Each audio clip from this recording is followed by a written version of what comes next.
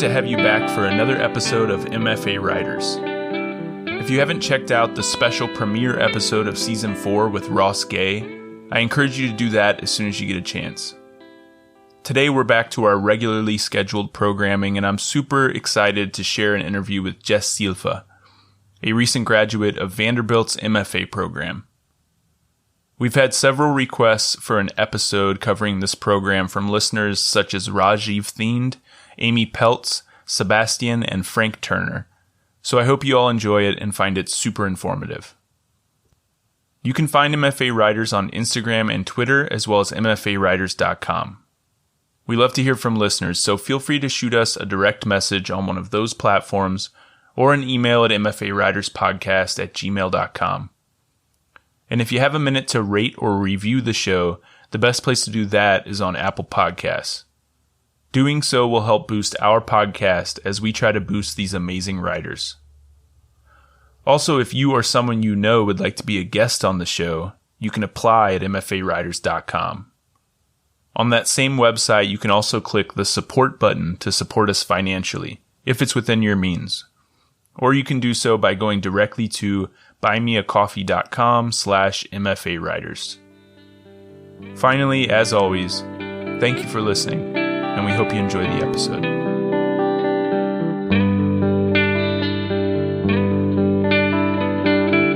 Welcome to MFA Writers, the podcast where we talk to creative writing MFA students about their program, their process, and a piece they're working on.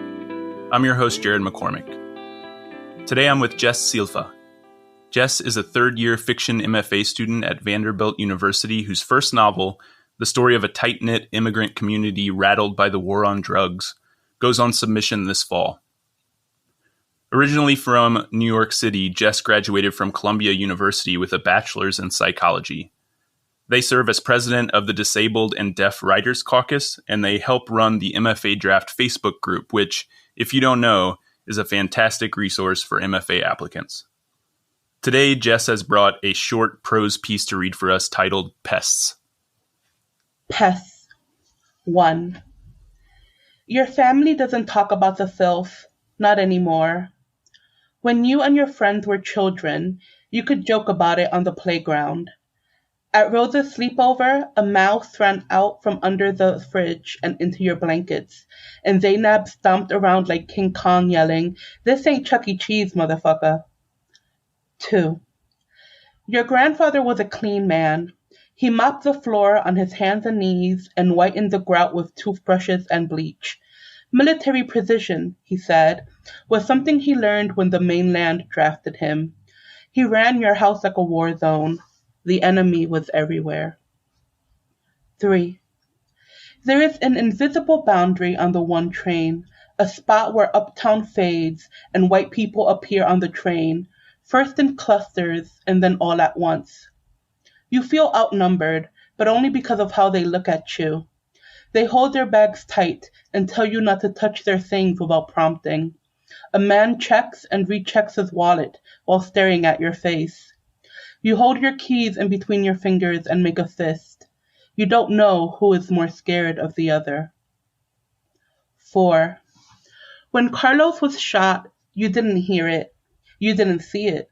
You saw the aftermath, the pool of blood in front of Johnny's Fried Chicken. The trail ended abruptly where Carlos was loaded into the ambulance. From your window, you hear Juan say, "I'm not paid enough for this shit," as he hoses down the sidewalk. The pink water runs down into the gutter into the sewer. You swear the cement has a maroon sheen to it. You will see the blood stain for years. 5. When you were born, the Bronx was still burning. The fires forced every living thing out of their nooks and crannies. Roaches and rats were underfoot as you grabbed the things you couldn't let burn. The Salvation Army became a permanent fixture on the corner, handing out single-serving cereal boxes and milk cartons to the children. "We have cereal," you wanted to say. Cereal wasn't what you were lacking. You take the boxes, donated clothing, and Ziploc baggie of school supplies anyway, and try not to feel like a charity case. 6. You live in a clean place now. You repeat this to yourself as you watch the raisins in your cereal to make sure they don't sprout legs, make sure the rice isn't rising, and make sure there is nothing and no one else in your bed. Your family pretends the filth never happened.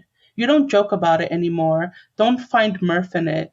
You no longer laugh when you say, God damn, we used to live like that. 7. The week you moved out of your family's apartment, you found a nest in the bottom of your dresser. The mice pups were clustered together, all wrinkles and mouths. After your initial shock, you watched them sleep. How lucky they are, you thought, not to know they are vermin yet. Jess, that was awesome. Thank you so much for reading that, and thanks for being here. Thank you. I'm so excited. I'm excited to have you here. I absolutely loved this piece. When I first read it to myself, I swear I got to the last line and I said out loud, whoa. I mean, it was such a killer last line. Thank you. Yeah, this is actually, it's a nonfiction piece, and it's one of the first nonfiction pieces I really wrote. I took a nonfiction class just as an elective, and I'm one of those people that said, I would never. I'm a fiction writer. I would never write about my real life. My mother would kill me. And then I took this class, and it really just, it was with Margaret Renkl, who I adore now. And yeah, she really just opened up this box, I think, that I had locked real tight. And now I'm like, yeah, I guess I'll add nonfiction to the list of genres I write. And now I write nonfiction quite often. But yeah. I'm always so impressed when a piece this short and concise lands such an emotional punch like that. So as you mentioned, you're a fiction student in the MFA program, but you've also written some poetry and nonfiction. The poetic influence here, I think, is obvious in like the strength of the sentences and how concise the piece is. And I was curious whether this was a fiction or a nonfiction piece and how much your real life was playing into this, because I didn't know when I read it whether it was fiction or nonfiction. So it's interesting to hear that. And I'm curious how much you think about genre when drafting a piece. At what point do you decide an idea should be a poem, an essay, or a fiction piece? That's a good question. So I it's funny because I did my MFA in fiction, and I know we'll get to that later, but I did my MFA in fiction. And I think, I did that for a lot of different reasons we can go into, but I started off as a poet, and I think of myself as someone who thinks in poetry more often than not. So I think a lot of my work starts off sort of being poetic. And then I sort of think, well, is this working, and what does the piece want? This piece in particular, it does feel kind of poemy. I'm sure some people would say it's almost like a prose poem, but I definitely knew that I wanted it to be longer than, just a standard poem. And I didn't want form necessarily to play a big role. Like I knew I just had something to say, and I had this truth. I had this, just this experience of my childhood that I wanted to share. And I didn't want to wrap it in fiction because I felt like it was important for me to get it out. And I just thought this format just fit it. But normally when I sit down for anything, I tend to start with an emotion and an image. What am I trying to get out? What am I trying to say? And then it just takes a lot of playing around for me to land on the right format for it. Yeah, I mean, like you said, if you look at this piece, I could see how someone would say, oh, this could be a prose poem, right? Because it's written in really short vignettes. And that vignetted structure is something I also really like, because each of those sections you could almost pull out and they could stand alone. But then when they're all put together, it really lands that emotional punch at the end and has that like cohesive feel to it. So I'm curious to hear about your process in writing something like this. Like when starting out, are you writing those random vignettes, like you said, just thinking about images and a feeling, and then later trying to find a through line between those sections? Or do you already have an idea in mind of what that through line will be when you start writing? This is when I think everybody will get their pitchforks out. I wrote this piece in about an hour. And I tend to, and this is basically what it was like. I didn't do very many changes. I changed some names because I didn't want people coming after me. And I know, it's nonfiction, but I had to use like middle names because I didn't want people coming after me. But I tend to be someone who thinks a lot. and thinks and thinks and thinks, and then I sit down and I write, and it comes out in one go. And I do revise. Obviously, revising is so much of writing. Rewriting is writing, but for the most part, it comes out in probably a much stronger rough draft than for most other people. And I'm not bragging. I'm just saying, really, if anything, it takes me almost longer because I overthink everything. but for this piece, it really was just me sitting down. This was a piece for a class, so I had a deadline, and I was like, "Oh, I haven't written anything. Damn." I knew I wanted to address this. This idea of self, like, again, it is a nonfiction piece. I grew up in the South Bronx, right at the tail end of the Bronx's burning era. And this is just how I grew up. And I've always wanted to address it in some way. So this piece just came really quickly. Like I said, I knocked it out in like an hour, emailed it to the professor, read it in front of the class because we had to. And the reaction people had made me think, oh, okay, it's not, it's worth probably, keep working on it or keeping it around. Yeah, I mean, I've definitely heard from some writers who just sit down and like the first draft is really rough. They're just getting their ideas out on the page. And for others like you, it sounds like you're almost writing that first draft in your head before you actually put it down on the paper. So, But you mentioned that you still do revision. So I want to hear about that. Like, what does your revision process look like? And what are some of your goals when you sit down to revise a piece? Yeah, my revision process is particularly thorough, I think, with fiction. And I think with fiction, it sort of has to be to some extent. So when it comes to fiction, I sit down and I think, okay, I usually have emotions there. I usually have good characters. I love writing characters. I love writing dialogue. So then I have to sit down and say, okay, where's my conflict? Where's my climax? What is this leading to? And I'm a big person. I don't necessarily follow Freytag's pyramid. Right. But I do think that problem, conflict, and climax are three very interconnected things when you're writing fiction, particularly, and I guess to some extent nonfiction. And that's something that I revise for. So you mentioned earlier, rewriting is writing. So how often do you figure out what that conflict or climax is and then have to rewrite sections of the story? I mean, pretty much every story I've had to do it with, but I haven't. But I find that for me, at least, and especially after I think the MFA and I learned some skills. It didn't take as much wrestling as it used to. I mean, before, I used to write some stuff and it'd be like, this is an anecdote. I don't know where this is going. This is nothing. And now when I write, I see it there. I see that I have foreshadowed something. I see that I'm getting to something. And it's really just me taking a step back, then going back with fresh eyes and going, oh, here's what I'm trying to say. Here's how I can really blow up this problem and have all these through lines connect.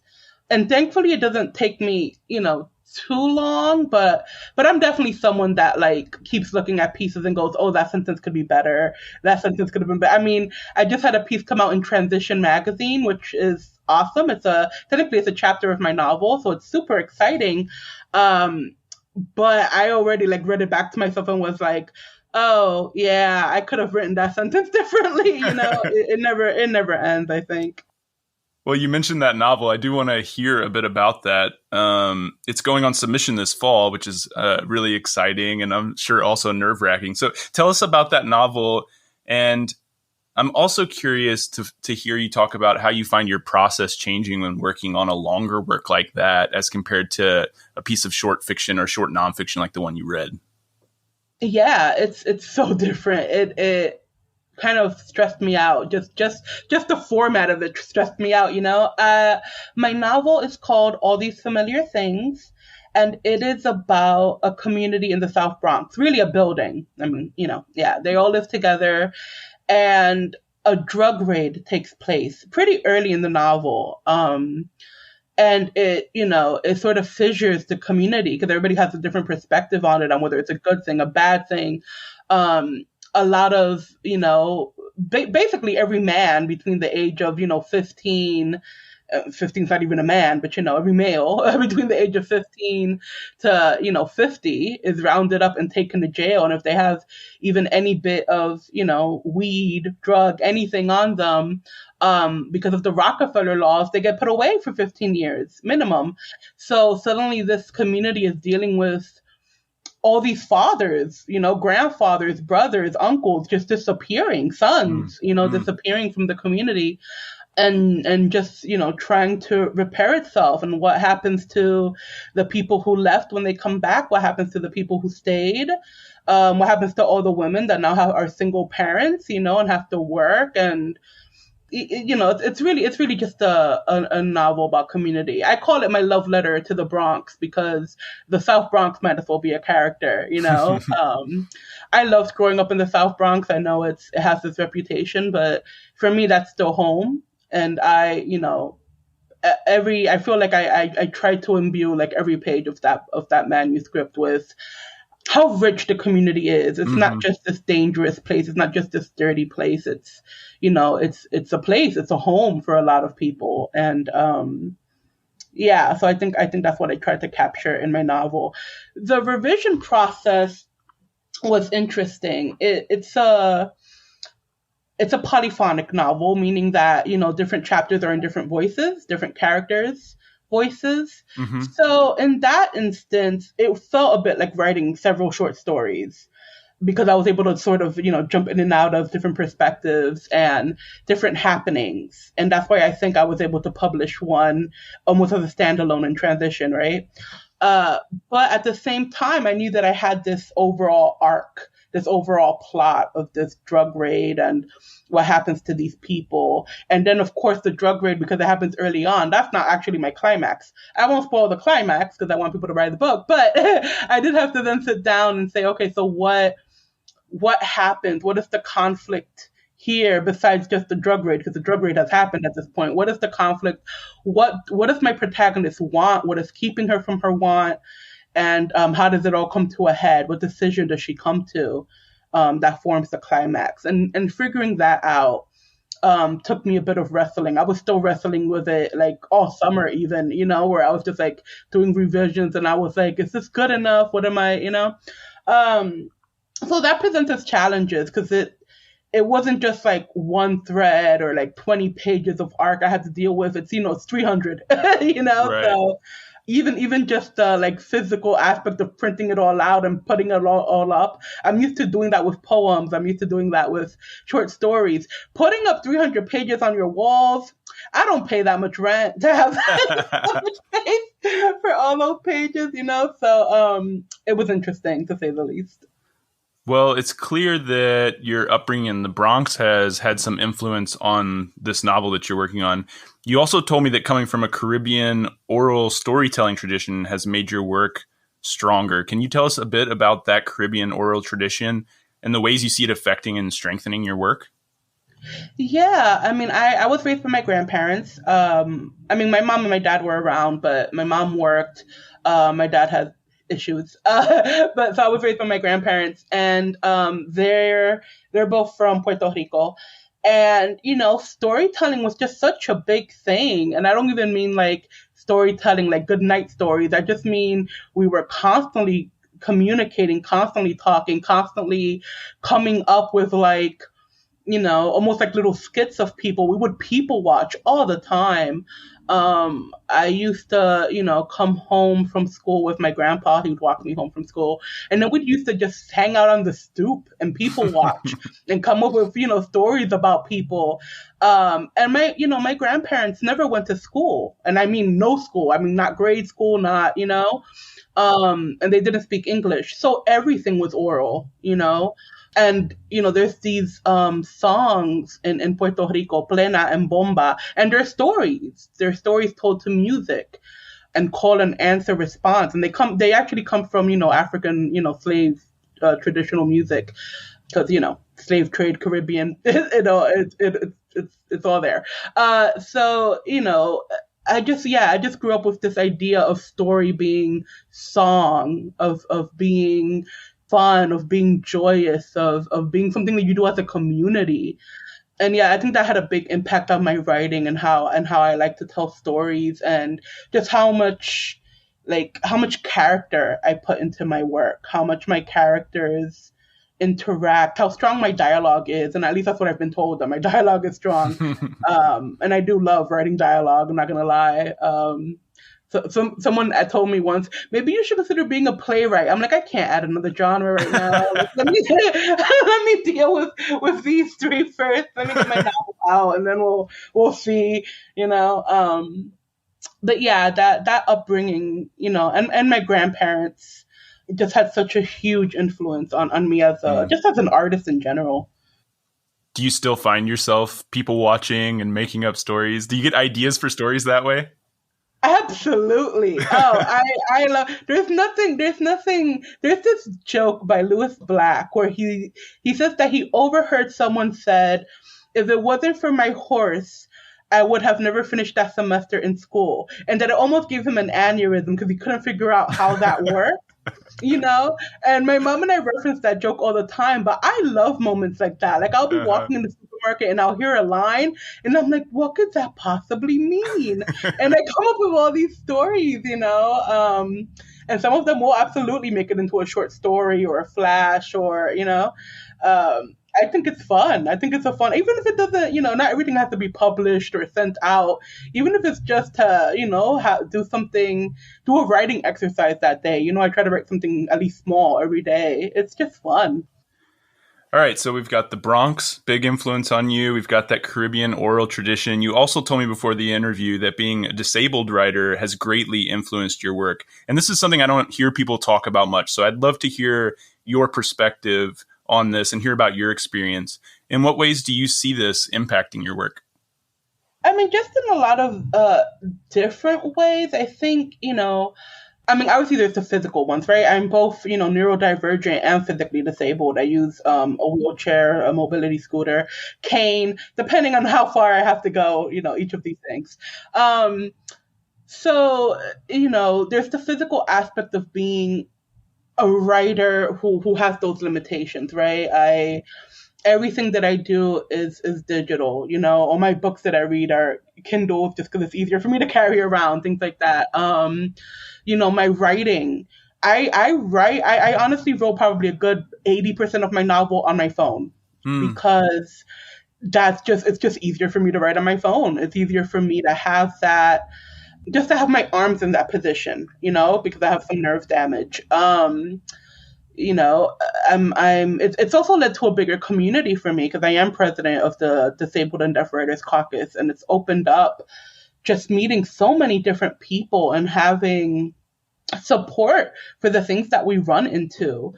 And because of that community that I'm now a part of, and there are a lot of disabled writers, I think people don't realize how many of us there are, but even the caucus alone, I think has 300 members or something. And that's really not, even half of all the people, that could possibly join. So I've been introduced to so much work, beautiful, wonderful, talented work from these writers, who I feel often are, they're marginalized for different reasons. Sometimes even something as simple as for the longest time, Submittable wasn't accessible, believe it or not.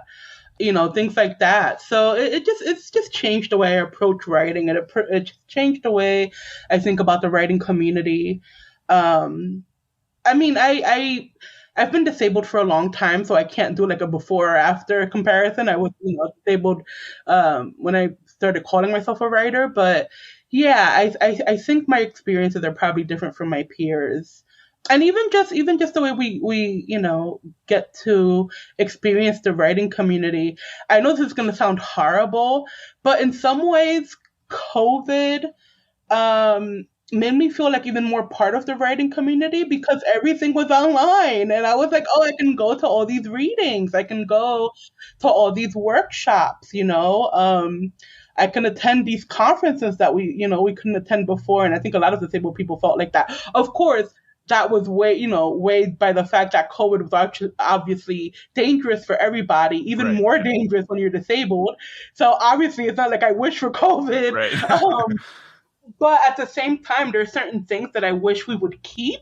And as we push towards quote unquote normal or post pandemic Mm-hmm. uh normalcy, if you will, that's something that I actually wish would stay. I wish that we had the option to zoom into more readings or stream readings, however you want to do it, um stream more workshops, because I think there's so many people for whom normal never really worked. For anyone who doesn't know about the Disabled and Deaf Writers Caucus, could you tell us a bit about it and how you got involved? Yeah, so the Disabled and Deaf Writers Caucus was started by a few people. Jennifer Marie Bartlett was one of them. It was started, I want to say back in like 2010 or something like that. So it's been around for probably not as long as it should have been, but it's been around for a while, and it's under the auspices of AWP, which is the Association of Writers and Writing Programs. So there are several caucuses within AWP, like LGBTQ, Latino caucus, Black Writers Caucus, different things. And there wasn't a disabled one for a long time. So it was created. And, part of its, well, I don't want to say its job, but part of its responsibilities, or what it tries to do, is to make sure, one, that the annual conference is accessible. And two, just to make sure that, we support each other within the literary community. Disabled writers support each other. And, we find ways to make sure that we're being represented, make sure that we're being acknowledged and being brought in as part of the overall literary community. For the longest time, AWP had a huge problem with accessibility. It was very hard to attend if you were disabled in almost any way. There were physical barriers, there were, issues if you were deaf or hard of hearing, issues if you were neurodivergent. They just, they dropped the ball for a couple of years. I will say they've been doing a lot better now. And the conference has, done things like made sure that there's, push door, pedals on all the doors, so they're automatic. They take down all the cords now. They provide captions and ASL interpreters at all the panels, and things like that. So they've gotten a lot better. And anyone who identifies as a disabled writer is free to join the caucus. You can Google us. We'd love to have you. And, ultimately we would just, help you find community, advocate for your needs, and, hopefully get more of us out there, get more of us published and out in the world, because, we're pretty badass. You definitely are. I 100% agree. All right, so we have to talk about your experience in the MFA at Vanderbilt. But before we do, I want to talk about your path to the MFA. You actually started a different program, left that program, and then waited about 3 years before attending Vandy. So what motivated your decision to leave that previous school and take some time off before choosing a new program? Yeah, I'm gonna name drop the program and say that it was Brooklyn College, because I just want to go on the record and say that I love Brooklyn. I have nothing against Brooklyn. I still on draft say, hey, if you're a New Yorker, you want a good MFA program, add them to your list. Genuinely great people, great writers, great faculty. It just wasn't the right place for me, and I think that's such an important thing to talk about.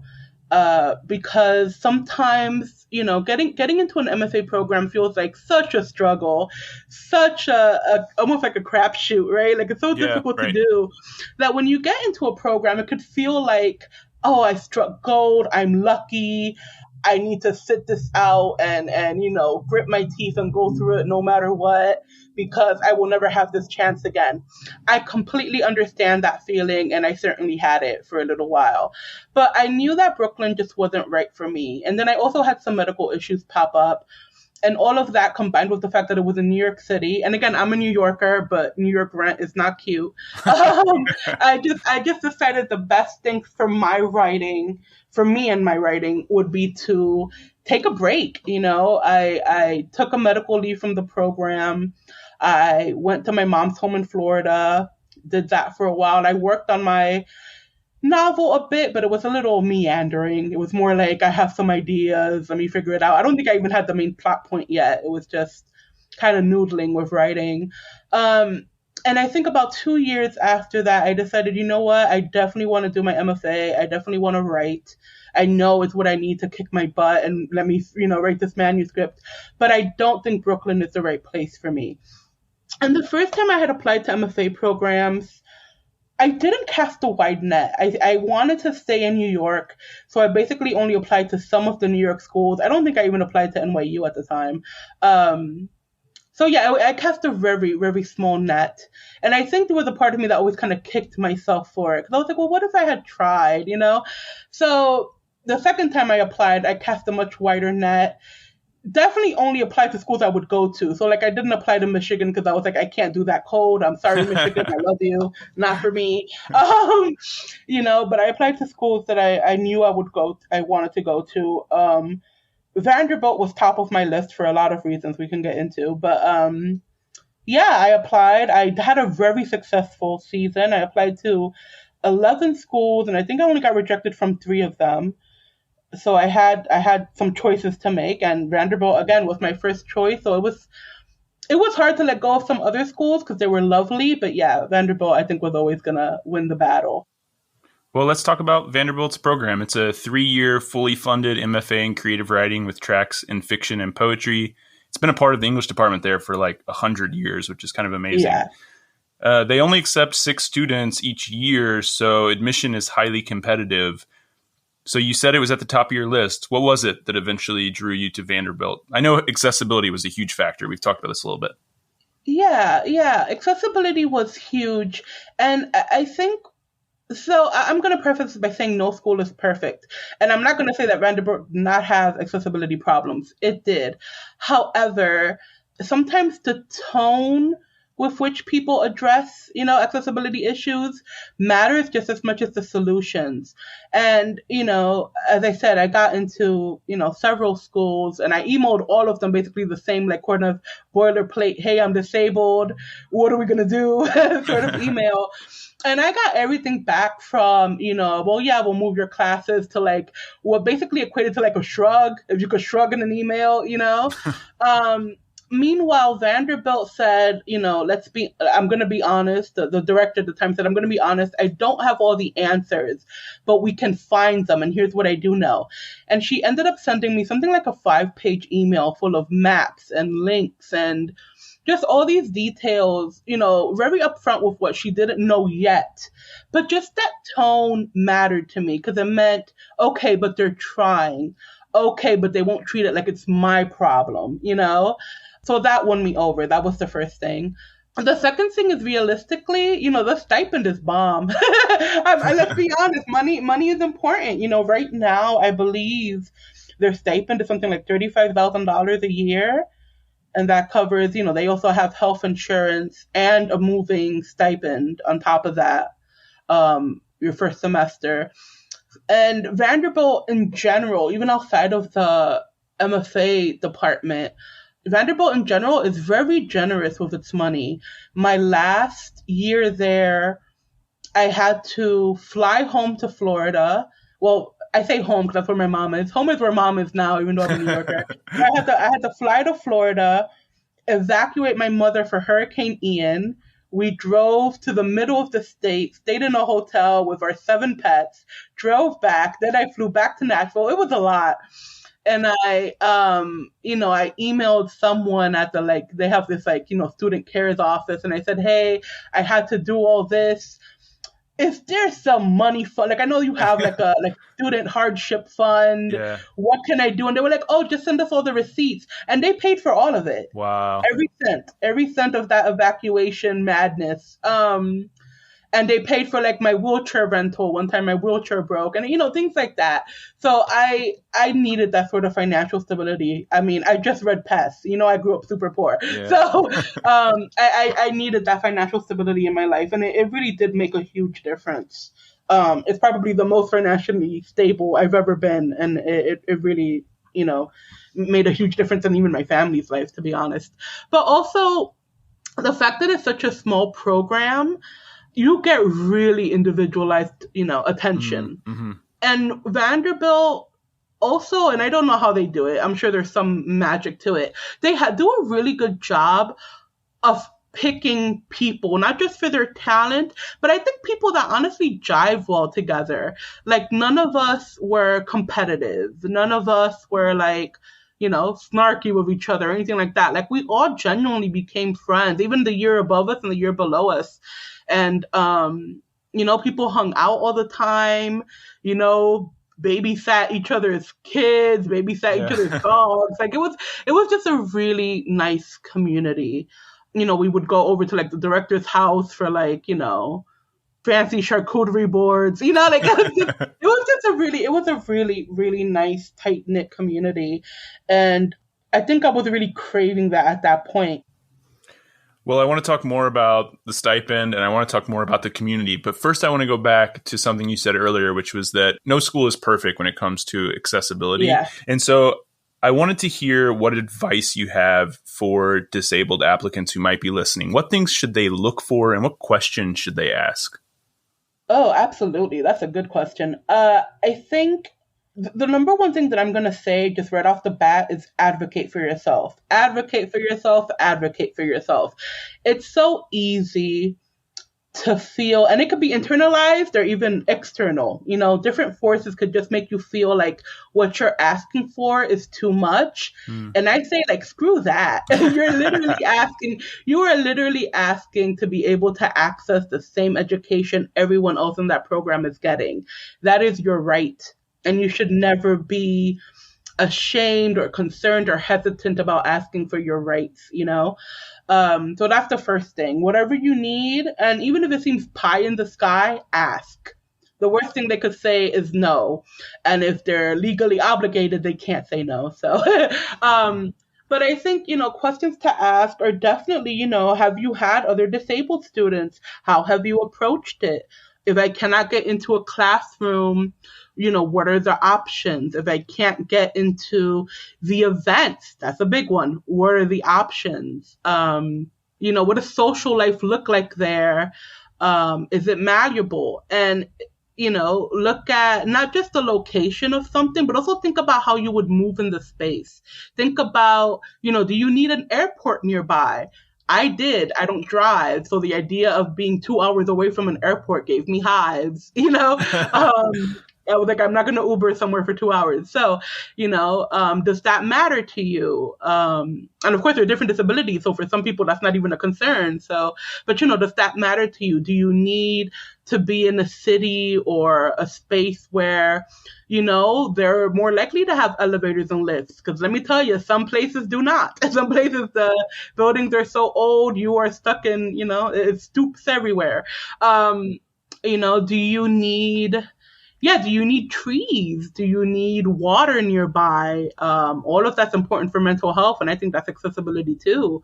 And just ask other students and say, well, what has it been like for you? And what do I need to look out for? What do I need to prepare myself for? And that's helpful. But I think, I almost say, because so much is covered under the ADA, definitely, apply to all the places that interest you. And to some extent, once you get into a program, the ball is in their court, and make sure it's in their court. Put it in their court. Smack them in the face with the ball if you have to. If you get into a school and you really want to attend, they have to make it work. Don't be afraid to push for that. Great advice. All right, so let's talk about that stipend. As you mentioned, it's a pretty generous package that they offer: full tuition, remission, health insurance, and according to the website, a stipend of $34,000 a year. Sometimes those go up a little bit each year, so maybe it's $35,000 now, as you said. In exchange for that stipend, it appears that students teach. What kinds of classes and workload can incoming students expect when teaching at Vandy? The workload is, at least in my opinion, pretty light. So your first year, you don't teach at all. Your second year, you teach one semester. Your third year, you do not take any classes yourself. It's just a fellowship year. You're just doing your thesis. But you either teach both semesters, or you work for the department one semester and teach the second semester, or you work at something called the Curb Center and do almost like arts management. So you wouldn't teach at all. You'd just be working there. So, you could potentially go all 3 years only teaching one semester.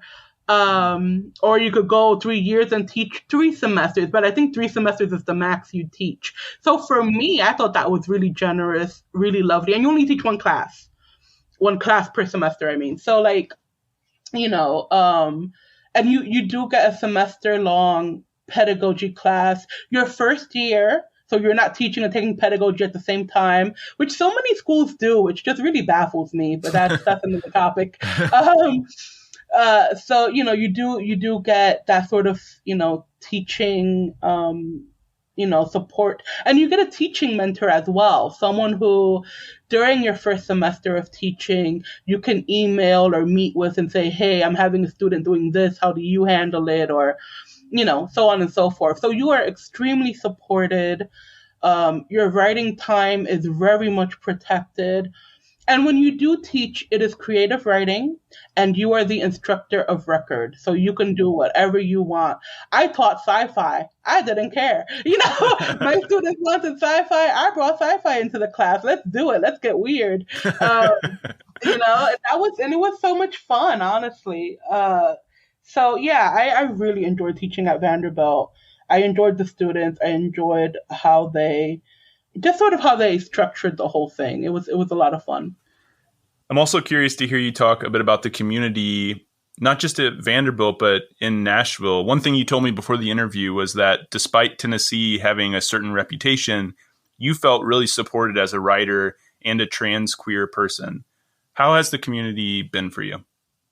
Yeah, Nashville was pretty great. I mean, again, Tennessee has its issues. Tennessee has its, stereotypes, reputation. And I'm not going to lie, there were certainly, I didn't venture too far out from Nashville.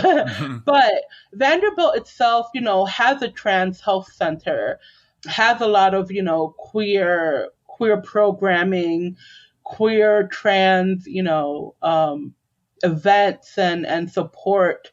Lydia Conklin now teaches in the MFA program, and they are non-binary. So the program itself, super supportive, super queer, super trans.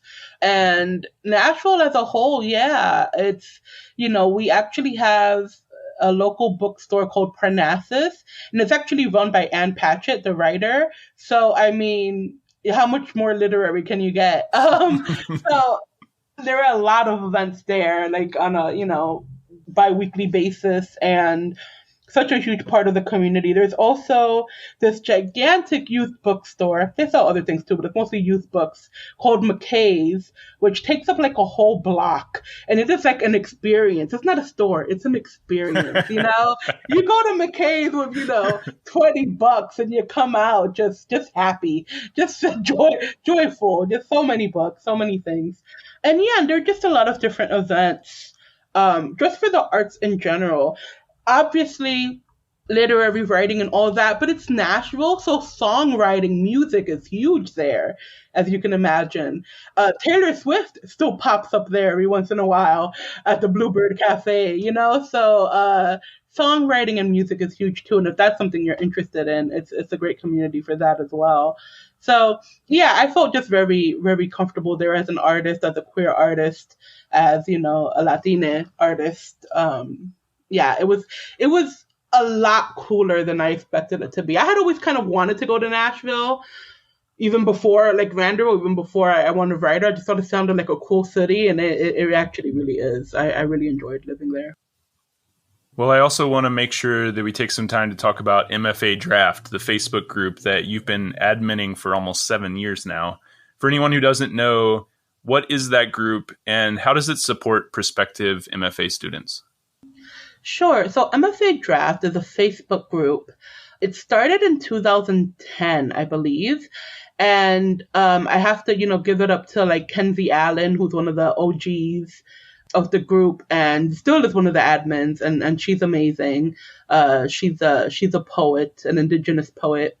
gotta shout her out. She's the best. So it's a Facebook group in which prospective MFA students, applicants, can join and just basically discuss the process. It has obviously newbies, people who are applying, but it also has what we call veterans. Those are people who have applied and attended, are currently attended or alumni of MFA programs. So, they know the in and outs. Obviously, I'm a veteran. So I've been in the game for so long because I became an admin in 2017. So I've seen years and years and years of MFA applicants, MFA problems, MFA issues, everything that could possibly come up during an application cycle. I have seen it. I have seen it all. I've seen lost letters of recommendation. I've seen, whoops emails where someone got accepted but wasn't supposed to be. Someone got rejected but wasn't supposed to be. I got the Iowa never called me, but I got a letter and they did admit me after all. I've seen it all, Jared. And yeah, it's just a space to really just make the process transparent, because it really isn't. Even if you're an academic, it's such a different process from any other grad school program. I would say even from other MFA programs, because I have friends who are visual artists, and it's a different ball of wax.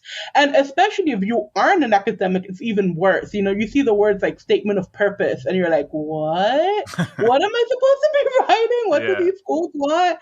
And yeah, it's just a process that's just so confusing. And that's really the goal, I think, of draft, to make it a more transparent process, really explain what it is that these schools want for you for the most part, and really just give you community.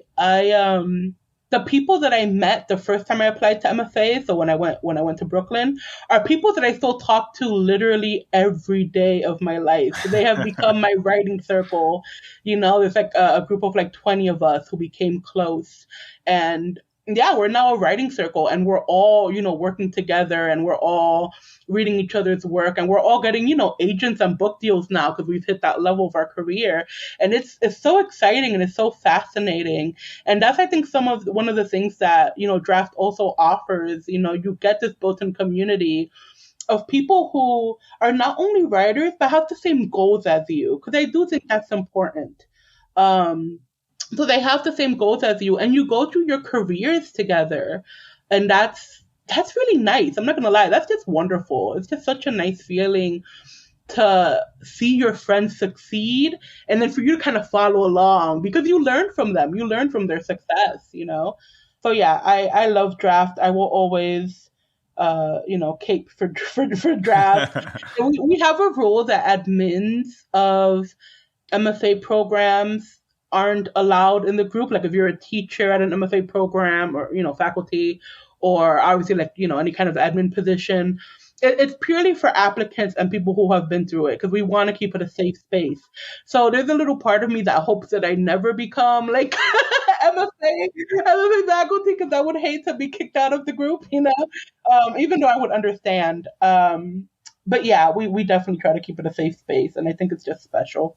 Yeah, I would absolutely second that it's a really great community. One thing that always stands out to me every year when the new MFA draft page is made, the community continues to be incredibly positive and supportive. There are no bad questions that you can ask. You don't have to feel embarrassed to go on there and just put down a question that you might think is really basic. The veterans are meeting you where you are, and it's this really positive, supportive place, which was something that I really loved when I was applying to MFA programs. Yeah, like shout out to our veterans. I can't name them all and it changes every year, but like seriously, like shout out to the people who get into a program and then come back and give back. Hey, here's what I learned when I was going through this, because the community would be nothing without them. It would just be all of us guessing, guessing at what these schools want, for people to come back and say, hey, here's what worked, or don't worry, I went through this too, or, oh God, I totally had 8 typos, you're fine. It's so invaluable. I'm so grateful to them. All right. Well, before we go, I want to give you the last word. What is one way in which the MFA experience was different, for better or for worse, from your expectations when applying? one way that it was different, and I don't know if it's better or worse, but just one way that it was different is if you're someone who's extremely career minded, meaning that you go into a program saying, I want an agent and I want a book by the time I graduate, depending on the program, they might tell you, hey, just slow down and focus on your writing. And that's not a bad answer. Like, by all means, you should focus on your writing and growing your skills. What I will say, though, is that if you're someone who knows, no, this is my career, I want these things, I'm going to go after these things, don't be afraid to do so. Again, draft is really good for finding people who are on your level, so to speak. And if you know that's something that you want, yeah, make friends that want that too, and have, submission circles, get on Zoom, even if it's on mute, and, submit to places together, query agents together. Don't be afraid to, chase that professionalism, if you will, because ultimately we all want to be writers at the level of it, hopefully paying at least some of our bills, at least pay my cable bill. Well, Jess, you are an absolute rock star. This has been so much fun talking to you. Thank you so much for coming by. And I should mention that you're starting a PhD in creative writing at the University of Cincinnati right now, this fall. Good luck with that. I know you're going to do amazing. And I hope I get to talk to you again sometime really soon. Yeah, thank you so much. This was awesome. I'm such a fan of the podcast and everything you do. So this was awesome. Thank you so much.